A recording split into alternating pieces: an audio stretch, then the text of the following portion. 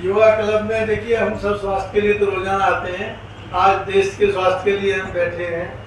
मंच पर विराजमान चौधरी कृष्णपाल जी गुर्जर, आदरणीय बहन सीमा त्रिखा जी जो अभी नए एजुकेशन मिनिस्टर बने हैं, यहाँ के निवर्तमान डिप्टी मेयर भाई मनमोहन जी और डीपी बड़ाना जी जो मंच संचालन कर रहे थे, सत्येंद्र बड़ाना जी, और विशेष रूप से संजय गुप्ता, मेरे बहुत ही परम आदरणीय गणेश गुप्ता जी के सुपुत्र हैं। मेरा बहुत ही पुराना पारिवारिक संबंध पिछले 44 साल से है। उपस्थित सभी नाम लूंगा। चौधरी साहब की विशेष हिदायत है क्योंकि इनका 7:30 बजे का कार्यक्रम था, 7 बजे करना पड़ा, मजबूरी है, कोई दिल्ली से जरूरी मीटिंग की आ चुकी है। वैसे तो हमें भी अच्छा नहीं लग रहा कि संजय भाई ने बहुत अच्छा आयोजन किया है। 7:30 के टाइम में 8 बजे लोग आते हैं। अब 7 बजे अगर आ जाएंगे तो चौधरी साहब निश्चित रूप से कम लोग होंगे, पर इस समय हमारी मातृशक्ति भी बैठी है। तो सबसे पहले तो मैं सभी आयोजकों को, योगा का जो भी क्लब है उनके सभी आयोजकों का मैं धन्यवाद करता हूँ कि आपने हमारी पार्टी के लिए इतना सुंदर आयोजन आज किया। हम सबको पता है कि पूरे देश में चुनाव की लहर चल रही है। आदरणीय मोदी जी को तीसरी बार प्रधानमंत्री बनाने के लिए हम सब नालायक हैं। डेवलपमेंट की बात वैसे बोलने के लिए देखिए राजनीतिक मंच जब मिलता है तो बोलने के लिए बहुत कुछ होता है, पर अभी आदेश यही है चौधरी साहब का कि डेवलपमेंट के लिए मैं बोल दूंगा, आप थोड़ा कम समय लेना, क्योंकि बार बार वो स्वागत भी नहीं कराना चाहते। पर मैं माफी मांगता हूँ अपनी तरफ से, भाजपा की तरफ से, कि हम ज्यादा समय नहीं दे पा रहे हैं। हम तो आप ही के बीच में हमेशा रहते हैं अपनी बात करने के लिए। आज भी हमारा बहुत मन था, पर कई बार राजनीतिक मजबूरियां हो जाती हैं कि कहीं विशेष रूप से जाना पड़ता है।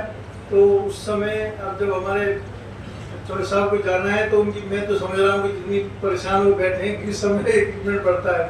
तो मैं तो आज आप बैठे हैं, परिवार में मैं बैठा हूँ, हम सब बैठे हैं, तो हम तो आपसे यही उम्मीद करेंगे कि पूरे देश की जो विश्व में ताकत बढ़ी है, क्योंकि बहुत से अलग अलग तरह के श्रोता होते हैं, अलग अलग तरह के वोटर्स होते हैं, तो आप तो एक माइंड बनाने वाले लोग बैठे हैं, संस्था के रूप में एक व्यक्ति बैठा है। सबको पता है कि देश की असली जो डेवलपमेंट हुई है किस तरह से हुई है और भारत कहाँ से कहाँ पहुँचा इन 10 सालों में। चाहे वो GDP की दृष्टि से आप देख लें, आप आर्थिक अर्थव्यवस्था जो 11वें नंबर की आर्थिक व्यवस्था थी 2014 में, 6 अंकों से छलांग लगाकर 5वें नंबर पर पहुँचे हैं। उसी तरह से GST कलेक्शन भी एक मायने में हम देख सकते हैं कि हमारी ग्रोथ इंडस्ट्रीज की, व्यापार की कितनी बड़ी है, सर्विस इंडस्ट्री कितनी बड़ी बनी है, और अनेक ऐसे काम हुए हैं। फरीदाबाद में हम रहते हैं, तो फरीदाबाद में वाकई में हम सौभाग्यशाली हैं कि पहले नंबर 1 फरीदाबाद हरियाणा का शहर होता था। समय के अनुसार राजनीतिक वजह से या किसी और वजह से हम पिछड़ के दूसरे नंबर पे आ गए, पर मैं आपको विश्वास दिलाता हूँ कि इस समय फरीदाबाद के लिए ऐसी योजनाएं आई हैं और जो प्रैक्टिकल रूप से धरातल पर उतार दी गई हैं, तो मुझे लगता है कि अगले 5-7 साल में हम उन्हें नंबर 1 फरीदाबाद को बनाने में कामयाब होंगे। ये कोई राजनीतिक भाषण नहीं है, क्योंकि मैं भी आपके बीच का ही हूँ, व्यापारी हूँ, हम भी आकलन भी करते हैं राजनीतिक रूप से।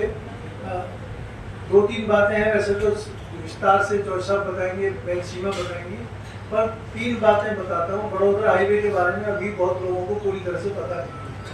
ये जो हमारे बिल्कुल बराबर में इस साइड में बड़ौदा हाईवे बन रहा है, लोग कई बार पूछते हैं कि हम राजघाट जाते हैं तो कहते हैं 2 घंटे लग गए, बहुत अच्छा हो गया, पहले 3.5 घंटे होते थे। मैंने कहा अभी भी 3 महीने और रुक जाओ, आपको 1 घंटे 10 मिनट में राजघाट पे हम नहा के गंगा जी का आ सकते हैं। तो इस तरह की कनेक्टिविटी हमारी ये बड़ौदा हाईवे से बन रही है। DND फ्लाईओवर तक सीधे जाएंगे, ग्रीन हाईवे बन रहा है, 15 मिनट में पहुँचेंगे, और वहाँ से मेरठ के जो हाईवे बन चुका है उस पर पहुँच जाएंगे।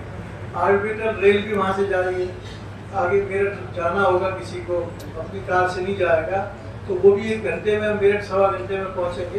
तो इस तरह की अनेक कनेक्टिविटी बन रही है, चाहे जियो एयरपोर्ट से कनेक्टिविटी हो, उसी तरह से जयपुर जाना हो, बॉम्बे जाना हो।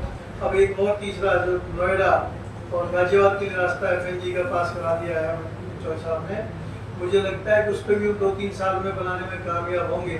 तो 10 मिनट में नोएडा, मेन नोएडा, और 25-30 मिनट में गाजियाबाद पहुंचने की जब ऐसी कनेक्टिविटी का शहर फरीदाबाद बनेगा, तो मुझे लगता नहीं कि इसकी डेवलपमेंट में 4 चांद लगेंगे। तो मैं बहुत ज़्यादा समय नहीं लूँगा, आपके बीच में हमेशा आता रहता हूँ।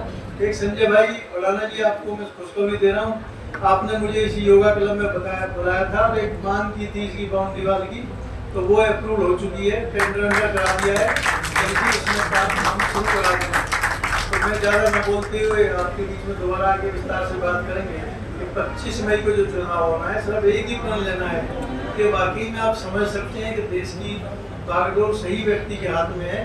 तो क्योंकि हम लोग वोट करने में कई बार पीछे हो जाते हैं, कभी कभी आचरण ऐसा है, वो हमारे लिए थोड़ा सोचनीय विषय है कि हम ये ना सोचें कि वोट करने वाले कोई और लोग, हमारा मताधिकार का प्रयोग करना है।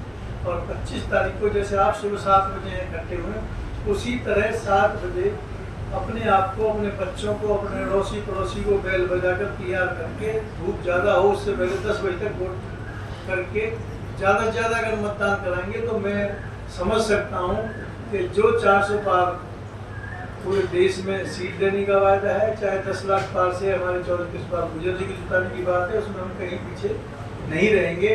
पर शर्त सिर्फ यही है कि आप अगर भाजपा की नीति उनके कामों से दिल से चाहते हैं कि दोबारा मोदी जी के नेतृत्व में देश में सरकार बने, तो आपको 25 तारीख को वोट करने के लिए जाना है, लोगों को प्रेरित करना है।